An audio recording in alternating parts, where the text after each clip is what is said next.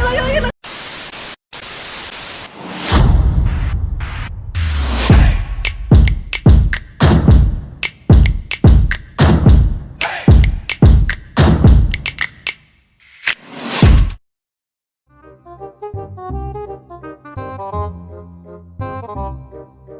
Menurut aku tuh gender itu label gitu, antara pembeda atau pembatas antara perempuan dengan laki-laki.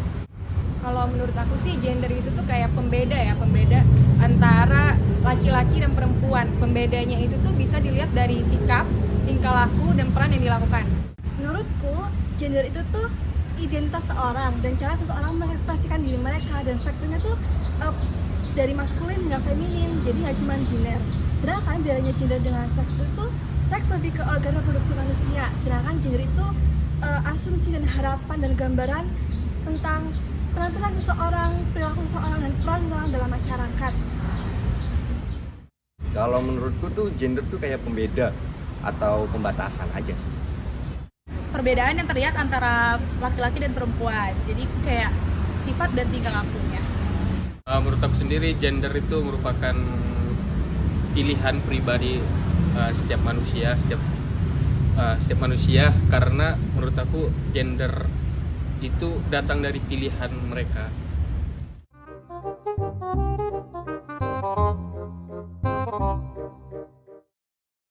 Karena saat ini sih masih banyak ya masyarakat yang belum memahami tentang stereotip ini, akhirnya tuh menimbulkan bahwa menurut mereka tuh hanya laki-laki yang boleh bekerja, padahal perempuan juga boleh bekerja.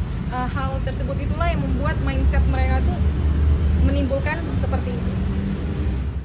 Menurut aku ya, stereotip gender itu sebenarnya udah ada dari kita secara nggak sadar, itu udah ada semenjak kita masih kecil. Jadi pasti kita berpikiran kalau pria itu pasti maskulin, cewek itu pasti girly gitu. Jadi karena itu kayak udah melekat di dalam tingkah laku kita, jadi kayak pemikiran kita juga pandangannya berubah. Kalau menurutku itu mungkin karena nilai-nilai dan norma-norma yang dari dulu berkembang di masyarakat terlalu kuat, jadi itu saking kuatnya ya sampai sekarang, walaupun udah ada yang sadar, itu pun ya mungkin seberapa lah.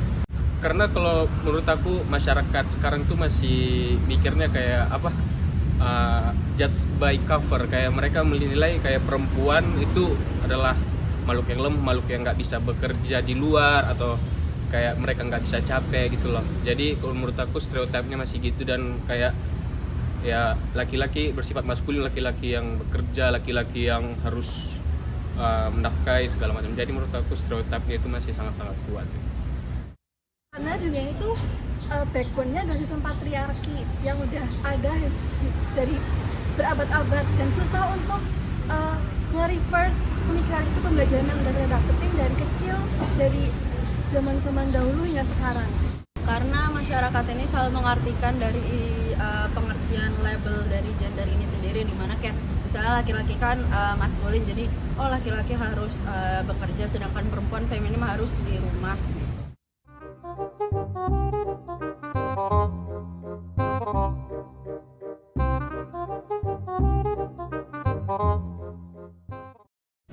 Mengartikan kembali mengenai label mengenai gender dan mengubah pemandangan atau perspektif mereka mengenai perempuan harus di rumah dan laki-laki bekerja. Mungkin kayak penyadaran di masyarakatnya, terus kayak stop kayak ngejudge bahwa kalau yang berkembang di masyarakat kayak laki-laki itu lebih berguna daripada perempuan, kan terlalu gimana gitu tuh, dihilangin lah. Menurutku cara ngilangin stereotip gender itu tuh dimulai dari diri sendiri. Pertama tuh kita harus mengakui bias gender yang kita punya. Caranya dengan mengonsumsi edukasi yang bisa mengekspos diri kita ke berbagai experience dari gender minoritas seperti gender perempuan dan non-biner. Dari itu kita mulai dari situ kita bakal menerapkannya di komunitas terdekat, dan lebih penting dari itu adalah adanya kebijakan dan aksi dari pemerintah. Menurutku sendiri cara menghilangin stereotip gender itu, stereotip ketimpangan gender itu lebih ke arah penyadaran diri sendiri sih, karena ya ketika kita diskriminatif terhadap salah satu gender mungkin itu karena diri sendiri yang kurang sadar akan hal itu. Menurut aku lebih memperbanyak informasi aja sih, lebih banyak mencari tahu, dan juga sekarang sudah terjadi banyak perkembangan kan, nggak semua cewek itu nggak menjadi ibu rumah tangga, jadi itu juga merupakan salah satu informasi. Jadi menurut aku memperbanyak informasi aja sih. Kalau menurut aku sih cara buat ngilangin itu kayak ubah mindset dulu. Yang pertama, ubah mindset kalau yang seperti aku bilang tadi, tidak hanya laki-laki doang yang boleh bekerja, tapi perempuan juga boleh bekerja. Ubah mindset itu yang pertama.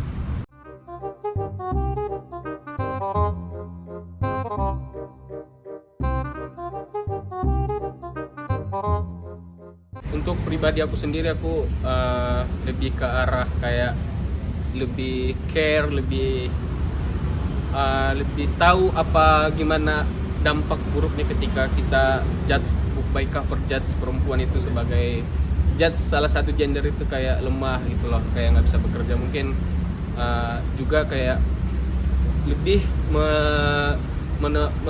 lebih tidak menormalisasikan hal itu, dan terus kayak tidak melakukan diskriminatif dan sayang sama semua gender. Nah itu sih. Mungkin berusaha untuk memecah perspektif bahwa wanita itu nggak boleh berpendidikan tinggi. Contohnya kayak saya sekarang, saya sedang berkuliah kan. Jadi itu menciptakan wanita yang berkualitas juga berkuantitas, mempunyai koneksi, relasi, dan juga potensi. Kalau sebagai mahasiswa sendiri, aku bakal ngikutin volunteer mengenai sosialisasi mengenai ke diskriminasi gender. Yang aku lakuin mungkin kayak misal stop diskriminasi gitu, terus kayak stop ngejudge gitu, kayak yang tadi yang bahwa laki-laki itu lebih berguna gitu, enggak, udah stop gitu. Hal yang aku akan lakuin sih kayak pertama sih mengubah mindset dulu ya, kalau kesetaraan gender itu tuh ada, dan terus langsung kayak memberikan edukasi kepada masyarakat mengenai kesetaraan gender ini sendiri. Membebaskan diriku dari sistem patriarki dengan cara belajar terus, dan juga menginisiasi percakapan dan diskusi dengan orang lain supaya mereka juga terbebaskan dari sistem patriarki yang sebenarnya mempengaruhi mereka dengan buruk, terlepas dari apakah mereka gender minoritas atau tidak.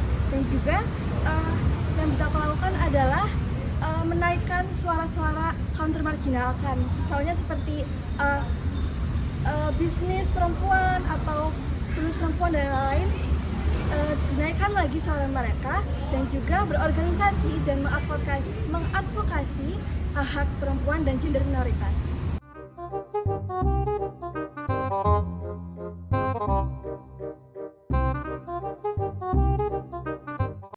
Menurutku, kesetaraan gender itu nggak bisa tercapai dengan sempurna, jadi nggak bisa tercapai utopia yang kita inginkan. Tapi ketika ada gender equality yang semakin naik, artinya ada semakin banyak suara perempuan dan gender minoritas di baris depan sistem nasional. Jadi semakin isu-isu seperti edukasi, seperti reproduksi, kesehatan reproduksi seksual itu semakin naik, dan juga dalam sistem nasional pelaksanaan berbagai hal tertentu yang sebelumnya itu sangat maskulin, seperti misalnya kapitalisme dan perang, itu bisa dibalance oleh atribut-atribut feminin. Ketika gender equality tidak tercapai, mungkin banyak yang terjadi seperti kekerasan terhadap salah satu gender, terus diskriminatif terhadap salah satu gender juga dari segi pekerjaan, dari segi aktivitas mungkin, dan otomatis hal itu akan mengganggu aktivitas sistem internasional gitu loh, kayak segi ekonomi, pembangunan gitu, pasti akan adalah hal yang terganggu. Jadi menurut aku sih lebih naikin ke nama negara aja sih, karena isu kesetaraan gender itu masih sangat serius saat ini dan masih banyak terjadi ya di beberapa negara. Jadi berdampak juga pada negaranya dan pembangunannya. Dampaknya sih buat sistem internasional dapat mengurangi kemiskinan ya, karena kan kesetaraan gender itu kan memberikan kesempatan yang sama buat perempuan dan laki-laki dalam melakukan pekerjaan. Akhirnya menimbulkan secara tidak langsung menimbulkan perekonomiannya tuh jadi meningkat di tiap negara karena diberikan kesempatan yang sama bagi setiap gender untuk melakukan pekerjaan. Dampaknya itu lebih ke proses pembangunan mereka, jadi pembangunan mereka itu jadi lanjut, gak ada kayak terhambat tentang masalah kesetaraan gender, karena kesetaraan gender itu permasalahannya kan banyak ya, terus agak berat juga pastinya. Dampaknya mungkin kayak pembangunan bakal lebih baik, terus ekonominya juga, terus kayak di pendidikan juga bakal lebih baik.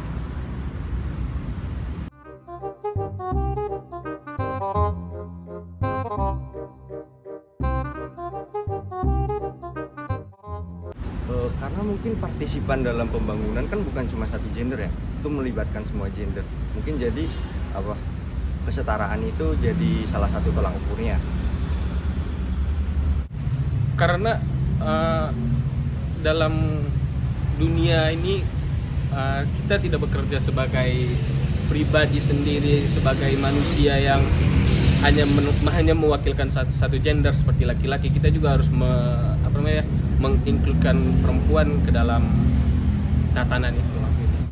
Menurutku kenapa kesetaraan gender ini menjadi salah satu tolak ukur pembangunan, karena cita-cita pembangunan itu intinya adalah kesejahteraan dan kemakmuran bagi semua orang. Nah, sedangkan perempuan dan non-biner itu masih diasosiasikan dengan gender yang lebih rendah daripada gender laki-laki. Jadi kontribusi yang mereka berikan kepada masyarakat itu tidak ekivalen dengan penghasilan yang mereka dapatkan, sehingga mereka itu lebih identik dengan kemiskinan dan mereka lebih beresiko terekspos kepada injustice, disaster dan lain-lain. Sehingga untuk mencapai pembangunan kita tuh harus menyejahterakan kaum-kaum yang dimarginalkan. Karena kesetaraan gender ini merupakan aspek penting dalam tercapainya proses pembangunan berkelanjutan. Contohnya nih ya, negara Islandia ini tuh negaranya itu dikategorikan sebagai negara maju dikarenakan mereka itu merupakan negara yang mengutamakan kesetaraan gender nomor 1. Karena kan seperti yang kita ketahui kan, kesuksesan tiap negara itu dilihat dari pembangunannya. Jadi, tetapi seperti yang kita lihat sekarang ini, malah justru perempuan tuh diabaikan dalam perencanaan pembangunan. Padahal jika perempuan diberikan tempat yang sama, kesempatan yang sama buat merencanakan pembangunan. Pertama karena dia tuh